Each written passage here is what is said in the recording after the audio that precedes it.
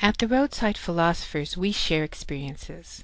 This video, edited for the story, not the video, is one experience one philosopher wished to share with the world. Any wonder why my Second Life philosophers are so dear to me?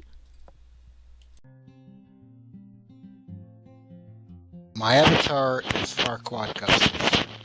My date of birth is November 3rd, 1955.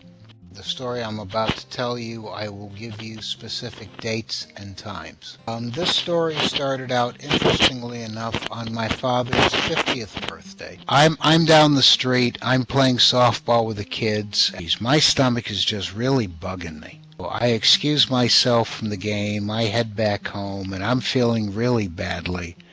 I start getting sick. I start vomiting. This turned out to be a case of appendicitis. I feel a really sharp, severe pain, which from what the doctors told me was my appendix actually rupturing. So my mother, who had been fighting with the pediatrician the previous day, John, put some clothes on, we're going to the doctor's office. And so they took my temperature, it was something like 103. They took a white count and it was pretty much off the scale. He said, I'm calling Strong Memorial, go to emergency, they're expecting you. They put me in emergency, they poke me, they prod me, they do all kinds of stuff. He needs surgery, he's got a very bad infection, it's probably appendicitis, yes, you were right. We need to go in and operate. So they go in and operate. The surgery started about 1 in the afternoon. And I remember before going into surgery, all the shots they gave me, the anesthesia they gave me, and slowly starting to nod off up to the point of where they get me to the operating room. And that's where I lost consciousness. Well, in the operating room, at 1:42 in the afternoon, I go out of body. And this is a very sudden thing. This is not one of those where I'm semi-conscious and seeing what's going on. It's a case of, all of a sudden it's like, boom, I'm out of the body. And I'm looking down at Dr. Putnam and Dr. Beebe and several nurses and the rest of it, and I can see that, yes, they have my abdomen cut open. And I'm hearing Dr. Putnam saying, we just lost him. And I see Beebe starting to punch on my chest, right? CPR getting me going. And I happen to look at the clock, and it's 1:42 in the afternoon. And I'm seeing people scramble, they're going for the crash cart, they're getting ready for the paddles. And I'm slowly backing off away from the operating room.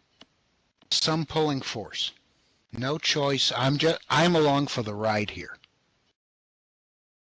So I'm slowly moving away from the operating room. At some point I get to the waiting room where I see my parents. Here I am, 10 going on 11. Here are my parents who are 50 years old. I'm the youngest, just having a tough time of things. And I'm trying to tell them, I'm okay, relax. Of course, they obviously can't hear me. At some point, I move away from there, and all of a sudden, I'm over Elmwood Avenue, which is the main drag in front of Strong Memorial Hospital in Rochester, New York. And I can see cars going by. Well, I start moving away from there, and it's like I'm moving up into the sky.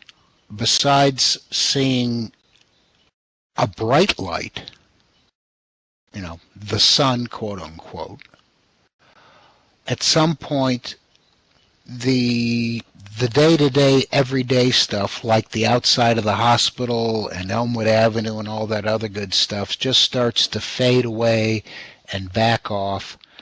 And instead of having this obvious bright light, the sun, putting shadows down on the ground or, just illuminating everything, I see a single bright light that is illuminating without shadows. besides that singular, exceptionally bright light, there were maybe a couple of dozen significant lights. And on top of those, there were God knows how many single little points of light. And as I was moving away from the hospital and moving closer towards this singular bright light, several of these tiny little points started to surround me. And at some point, I heard my grandfather Stevens, who had died about 2.5 years before that. I mean, I heard his voice coming from one of those little teeny tiny little points of light, telling me, "Son, you're okay. You're going to go back.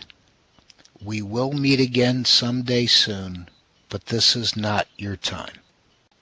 I just felt this wonderful sense of warmth, of love and light coming from all of these other little teeny tiny little dots of light. You know, friends, family, that type of thing, right?